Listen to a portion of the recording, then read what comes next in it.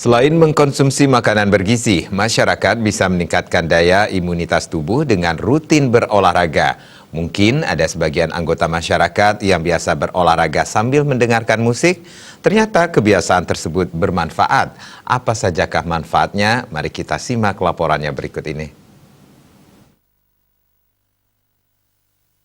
Aktivitas masyarakat kembali dihimbau agar tetap dilakukan di rumah guna menghindari penyebaran virus yang kian meluas.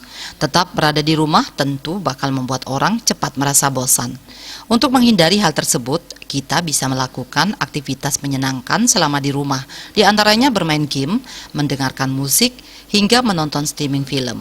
Namun jangan lupa untuk tetap mengatur pola hidup sehat dengan cara berolahraga agar daya tahan tubuh terjaga kuat sebagai salah satu benteng menghadapi penyakit.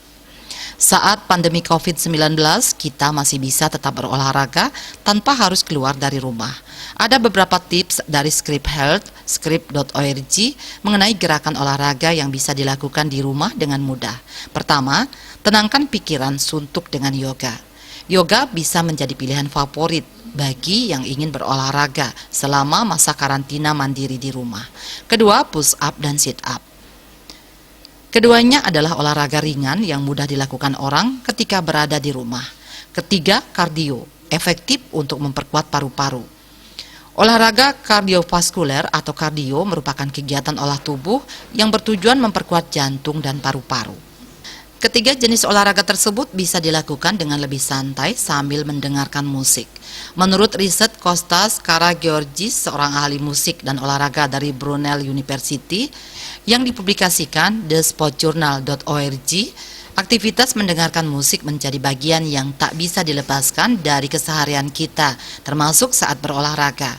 Selain bisa membuat kita menjadi lebih semangat, ternyata musik juga bisa meningkatkan pengaruh positif dari olahraga itu sendiri.